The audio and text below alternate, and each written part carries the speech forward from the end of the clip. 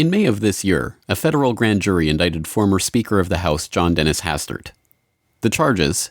That he had structured withdrawals of over $950,000 from various bank accounts to skirt bank reporting laws, and that he had lied to federal agents about these withdrawals. According to the indictment, the withdrawals were part of a bid to pay $3.5 million in blackmail to cover up past misconduct from his time as a high school teacher in Illinois. The story seemed perfect fodder for the tabloid corporate press. It featured a former high-ranking politician, blackmail and intrigue, and just enough details about Hastert's former life as a teacher and wrestling coach to suggest that the past misconduct referred to a salacious scandal of sexual abuse of a minor. But for some reason, the story faded from the headlines almost as quickly as it appeared. And now that Hastert's legal team has announced that they are seeking a plea deal with prosecutors in order to avoid a trial, it seems the story is likely to disappear completely. But a series of revelations from FBI whistleblowers reveal that this story is just the tip of a very seedy iceberg, one that implicates Hastert, his top aide, other Congress members, and government officials in a criminal network involved in sexual intrigue, foreign espionage, blackmail, and drug money. In 2002, Gilbert Graham, a special agent in the Washington field office of the FBI, blew the whistle on an illegal surveillance program being conducted out of the Bureau's Washington headquarters. According to the unclassified version of his complaint, obtained by the National Security Whistleblowers Coalition in 2007, Graham alleged violations of the Foreign Intelligence Surveillance Act in conducting electronic surveillance as a subterfuge to acquire evidence of criminal activity. These allegations were backed up by a former FBI counterintelligence specialist in the Washington field office, who told the National Security Whistleblowers Coalition, "You are looking at covering up massive public corruption and espionage cases. To top that off, you have major violations of FISA by the FBI Washington field office and headquarters targeting these cases. Everyone involved has motive to cover up these reports and prevent investigation and public disclosure." According to FBI whistleblower Sibel Edmonds, revealing the details of this program for the first time in a series of podcasts in the wake of the Hastert revelations, this illegal surveillance program, dubbed COINTELPRO 2 by the agents who were asked to implement it, dates back to the mid-1990s, when the Clinton White House was being rocked by a series of sex scandals. In mid-1990s, still bogged down with the Paula Jones scandal, a case that refused to quickly go away, while preparing for another sexual scandal, the Monica Lewinsky case, Bill Clinton and his top White House team put together a political retaliation plan meant to retaliate against and then neutralize the Republican Party and key elected Republican officials. The main objective of the plan was to 1. Collect major dirt on key Republican officials. 2. Use the information to blackmail those Republicans as a means to prevent impeachment. 3. Strategically release the cases of those who did not back down by blackmail if the impeachment process were to proceed. The plan, implemented with the help of Clinton appointees Janet Reno and Louis Freeh, was remarkably effective. In December 1998, on the eve of the House debate on Clinton's impeachment hearings, Washington was rocked by House Speaker-elect Bob Livingston's sudden announcement of marital infidelity and resignation from the House. As the Chicago Tribune reported at the time, the Speaker-elect said those investigating him were trying to find indiscretions which may be exploitable against me and my party on the eve of the upcoming historic vote on impeachment. Livingston did not give details of any affairs and said he was admitting them only because he had learned that unnamed individuals had been working with news organizations. At the time, Larry Flynt claimed credit for forcing Livingston's resignation, saying that he had an audio tape of the congressman engaged in raunchy phone sex. This audio tape, according to Edmonds, came directly from the FBI's counterintelligence unit and the COINTELPRO 2 program. Livingston's resignation was only the latest in a string of high-profile Republican sex scandals that involved information leaked to the media by unnamed sources in the wake of the Lewinsky scandal. Representatives Henry Hyde, Helen Chenoweth, and Dan Burden's adulterous relationships were all outed in the run-up to impeachment, with Burden admitting to fathering a child out of wedlock. Livingston was replaced as Speaker by Dennis Hastert, a congressman no stranger to scandal himself. In 2005, Vanity Fair drew on FBI insiders, FEC filings, sworn testimony, and other documents to report on some of the information the Bureau dug up on Hastert. This included FBI wiretaps capturing Turkish agents boasting of tens of thousands of dollars in payments they had used to assure Hastert's flip-flop on the U.S. Congress's Armenian genocide resolution. This is all nonsense. It's not being reported by the mainstream press because there's no factual evidence. The reporter does not have a transcript of any wiretap conversations that we know of. And even if we did, it's preposterous. The speaker does not have any connections to American Turkish interests. Shortly after leaving the House in 2007, Hastert registered as a foreign agent lobbying on the Hill for the Turkish government. But the dirt on Hastert and his associates went much deeper than this. Information on Hastert's nefarious and illegal sexual activities between 1996 and 2002 is far more explosive than the activities exposed in the recent so-called revelations. Hastert's sexual activities were videotaped and thoroughly recorded not only by 2 U.S. government agencies, but also by a foreign network, a criminal foreign network, headquartered in Chicago and involved in NATO-CIA Gladio operations. Between 1996 and 2002, Dennis Hastert engaged in illegal fundraising activities in Illinois. These activities included receiving and laundering foreign-sourced cash funds, some of them drug money. Several other high-level elected officials were also involved in these illegal activities. Representative Dan Burton was a key figure, the mayor of Chicago, the governor of Illinois, and at least 3 high-level staff members were involved as well.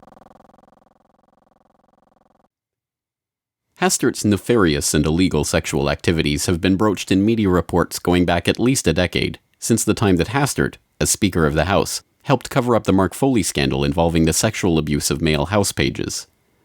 Not only has Hastert's sexual relationship with his live-in Chief of Staff Scott Palmer been repeatedly hinted at in articles by the likes of former U.S. Senate staffer Lawrence O'Donnell, but as far back as 2006, investigative reporter Wayne Madsen was tying the Foley scandal and Hastert into Tom DeLay, Jack Abramoff, Southeast Asia, and child sex prostitution. State Department sources have also reported that the visits of Hastert and other congressional leaders and staff members to certain Southeast Asian nations and the Northern Marianas should come under the scrutiny of the House Ethics Committee, now officially investigating Pagegate. The Northern Marianas became infamous in the scandals involving Tom DeLay and Jack Abramoff because of the presence in the U.S. slave labor territory of Asian children being used as prostitutes. Conveniently, Foley co-chaired the House Caucus on Missing and Exploited Children, which would have had authority to investigate charges of child prostitution in the Northern Marianas, Madsen reported, adding, Hastert visited Vietnam, along with Palmer, in April of this year, and spent 3 days in the country. Hastert, along with Illinois GOP Representative Ray LaHood, canceled the visit to Thailand and Vietnam in January 2006. Hastert was also in Thailand in January 2002. This lines up with the information that FBI insiders have been trying to blow the whistle on for years. Since 1996, the FBI has had tons of information on Dennis Hastert, which was gathered in Chicago by the FBI's Chicago field office.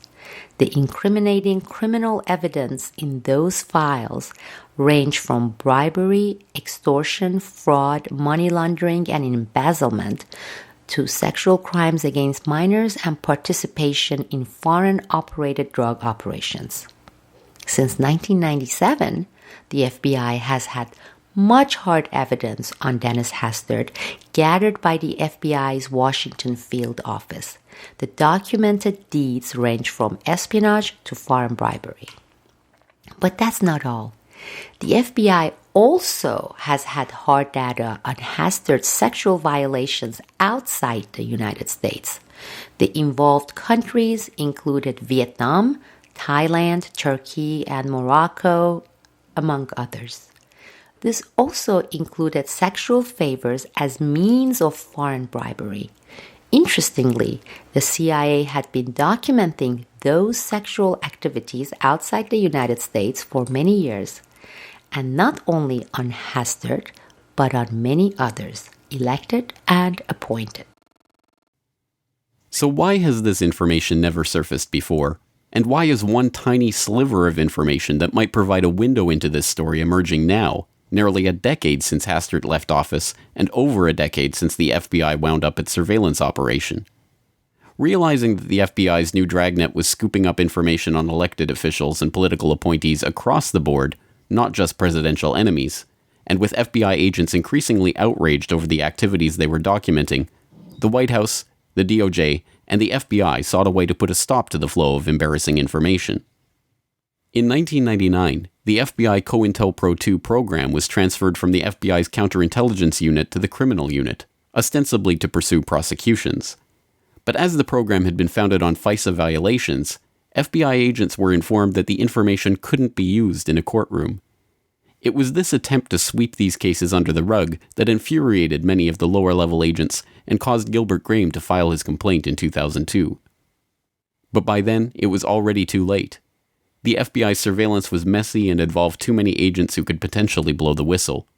In the wake of 9/11, the internal surveillance program was shifted from the Bureau to the NSA, and it was not long before those surveillance powers were being directed against politicians and officials in yet another attempt to gather dirt and find blackmail-worthy material on these individuals. As NSA whistleblower Russell Tice told the Corbett Report in 2013, he had first-hand knowledge of this surveillance, which included politicians, judges, military personnel, and even the future president of the United States. Yeah, it was journalists. It was members of Congress, both houses, Senate and the House, especially on the intelligence committees, in the armed services committees, and on judiciary committees, and as well as the senior leadership in both the House and the Senate. It was judges, federal judges, and every member of the Supreme Court, all 9, of which I held the initial targeting of Judge Alito in my hand when Judge Alito was being put up for his position on the Supreme Court. So I saw the Alito paperwork in my hand physically. It was members of a few members of Bush's own staff in the White House. Who else did they? They went after lots of lawyers and law firms, I noticed. In your interview on Boiling Frogs Post, you mentioned specifically General Petraeus? Yes, they went after senior military leaders. With my satellite stuff, I saw how they went after the State Department. They went after Colin Powell, Secretary of State. They went after General Saseki.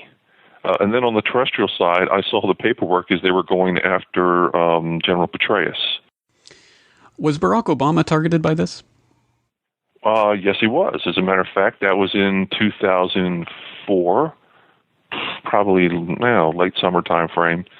And he was a candidate for senator. He'd already won his primary in Illinois, and that's when I saw, Barack Obama's name.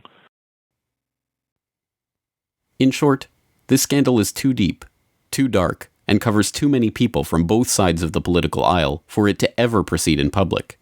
If it were to be exposed, it would uncover a tale of surveillance, scandal, drug money, child prostitution, and blackmail that could blow up all over Washington and make Watergate look like a minor footnote in the history of political scandal. Knowing this, it comes as little surprise that Hastert's legal team, already having been granted 2 extensions to continue negotiating a plea deal with prosecutors, pushed back the deadline for pretrial motions to October 15th, when a trial date is expected to be set. All specifics about the case are being kept under seal since, as the AP reports, Judge Thomas Durkin agreed to a request by the U.S. Attorney's Office to keep material secret, with prosecutors citing law enforcement and privacy interests. If these allegations of the FBI insiders of an illegal, White House-approved surveillance dragnet are true, and if the scandal does envelop several high-ranking politicians and appointed officials in both the Democrat and Republican parties, it is not difficult to imagine that Hastert's lawyers could graymail prosecutors, asking for evidence that the government could never turn over without opening up the whole scandal. And so we arrive at the present stalemate, where it looks increasingly likely that the case will be plea bargained away and further inquiry will be stopped before the case can be blown wide open.